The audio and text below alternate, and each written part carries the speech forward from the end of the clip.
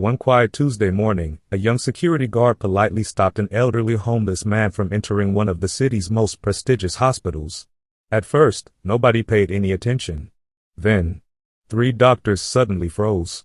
One dropped the patient file she was carrying. Another whispered under her breath, It can't be him." Within seconds, conversation stopped. The busy hospital entrance fell into complete silence. Doctors, nurses, patients, even visitors turned to stare at the elderly man standing calmly at the gate. The only person who had no idea what was happening was the security guard standing in front of him. His name was Marcus Johnson.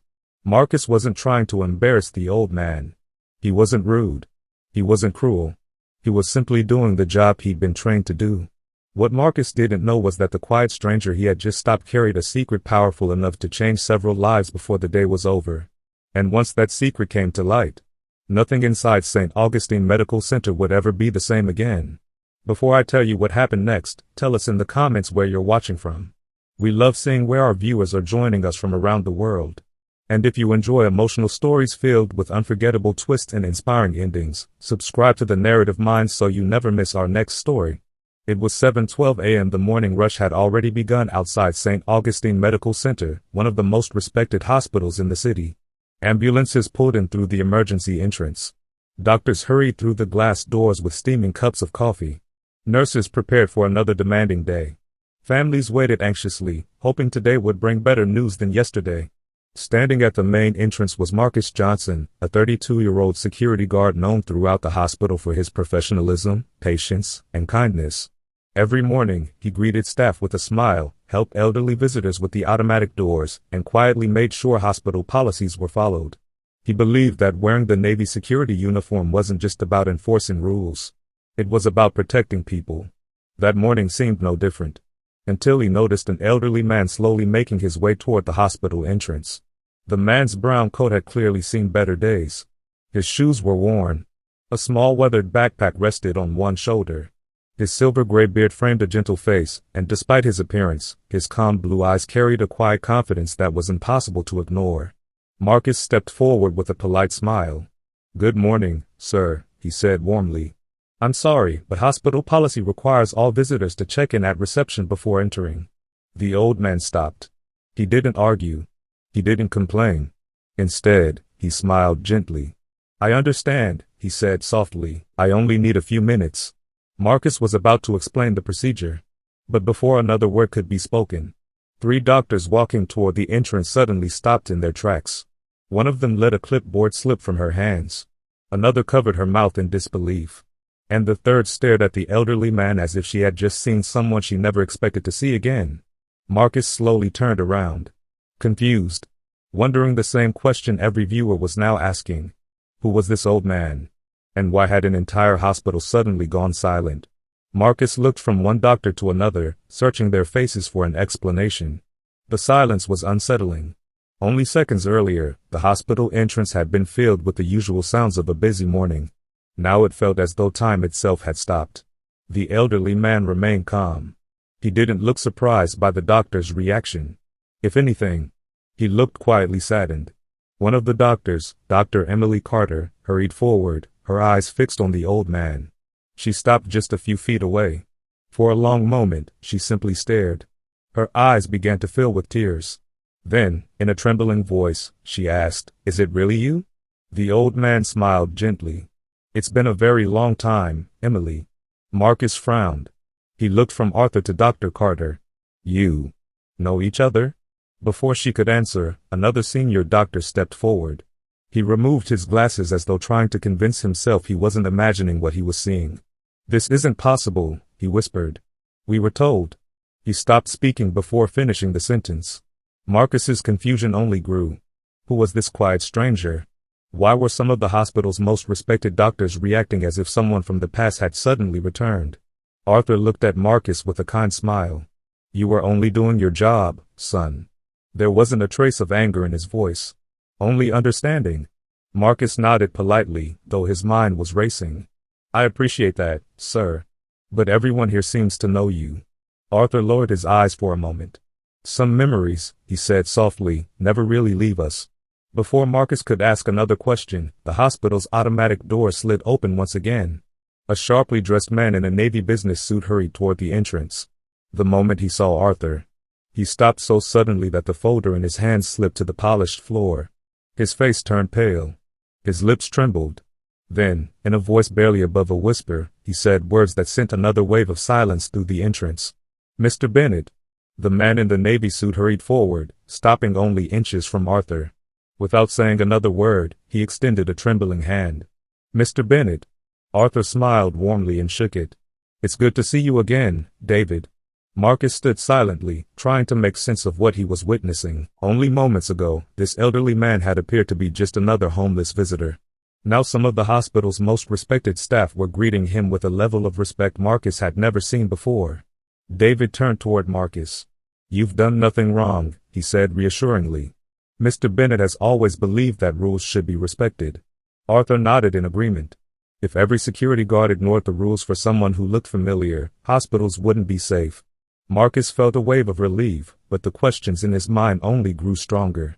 Dr. Emily Carter stepped closer. "I've looked for you for years," she said quietly. Arthur's gentle smile faded. "I know. We searched every shelter we could find. I know. We thought—" Her voice broke before she could finish. Arthur looked toward the hospital building, his eyes lingering on the glass entrance as memories seemed to flood back. "There were things I needed to do," he said softly. "There were promises I couldn't abandon." Marcus noticed something in Arthur's expression that hadn't been there before. It wasn't sadness. It was purpose. Arthur reached into the pocket of his worn coat and carefully removed a small, weathered envelope. The edges were faded with age, but he held it with extraordinary care. He looked at Dr. Carter. "I've carried this with me every single day." She stared at the envelope in confusion. "What is it?" Arthur smiled. "A promise."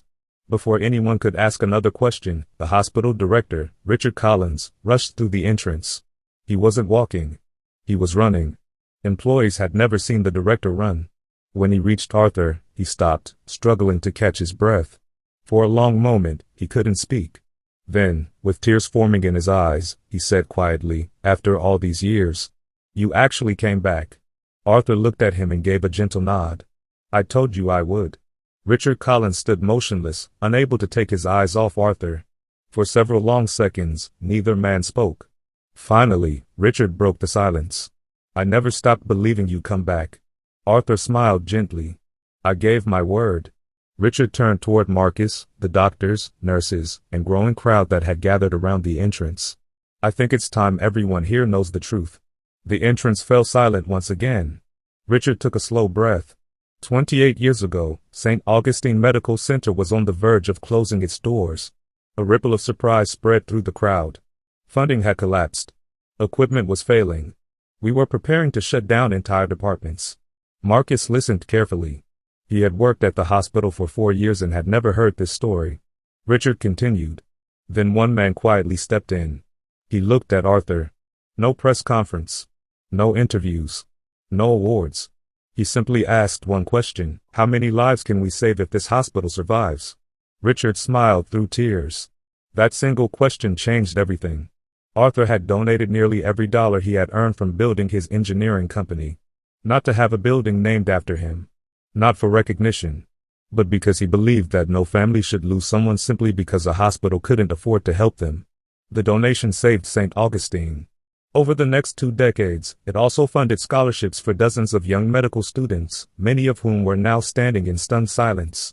Dr. Emily Carter wiped away tears. You paid for my education. Arthur nodded softly. You earned it. Richard continued. When Arthur's wife passed away a few years later, he quietly disappeared. No interviews. No farewell. No explanation. Many assumed he had moved overseas. Others believed he had died. The truth was far simpler. Arthur chose a life of anonymity. He traveled from city to city, volunteering at shelters, helping struggling families, and living with almost nothing. He once told me. Richard paused, his voice shaking. That if kindness only exists when people know your name, then it isn't kindness at all. A deep silence settled over the crowd. Marcus looked at Arthur with entirely new eyes. Not because Arthur had once been wealthy, but because he had spent the rest of his life serving others after giving away almost everything he had built. Just then, Arthur gently placed the weathered envelope into Richard's hands. "I believe," he said quietly. "It's finally time." Richard looked down at the envelope. His hands began to tremble. The front was sealed. Across it, written in Arthur's careful handwriting, were just 6 words. "To be opened only upon my return." Richard Collins stared at the weathered envelope in his hands. For years, it had remained sealed. Now, surrounded by doctors, nurses, patients, and visitors, he carefully broke the seal. Inside was a single handwritten letter. Richard unfolded it slowly. His voice trembled as he began to read. "To my family at St. Augustine Medical Center." The entrance became so quiet that even the distant sound of ambulance sirens seemed to disappear. Richard continued, "If you're reading this, then I have finally returned, not because I wanted recognition, but because I wanted to know whether kindness still lives within these walls." Several doctors lowered their heads. Some were already wiping tears from their eyes. Richard paused before reading the next lines. "Buildings grow older. Technology changes. Medicine advances. But the true heart of a hospital has never been its equipment. It is the people who choose compassion, even when nobody is watching." Marcus felt every word sink into his heart. Richard looked up briefly before continuing. "This morning, before anyone recognized my face, one young security guard treated me with dignity. He followed the hospital's rules, yet he spoke to me with patience and respect." Marcus's eyes widened. He looked at Arthur in disbelief. Arthur simply smiled. Richard continued reading. "Many people believe character is revealed when someone meets a powerful person. I believe character is revealed by how we treat those who appear to have nothing." Silence filled the entrance. Richard's voice shook again. "Marcus Johnson passed the test." Marcus couldn't believe what he was hearing. Arthur stepped forward. "Young man," he said gently, "you never judged me. You simply did your duty with kindness." Marcus lowered his head. "I was afraid I'd made a terrible mistake." Arthur placed a hand on his shoulder. "No. You reminded everyone here that respect should never depend on appearance." Several doctors began applauding. Then the nurses joined. Within moments, the entire hospital entrance erupted into applause. Not for Arthur. For Marcus, the young security guard who had unknowingly reminded an entire hospital what compassion truly looked like. Arthur turned toward the gathered staff one final time. "I didn't come back to be honored," he said. "I came back to make sure the values we built together were still alive."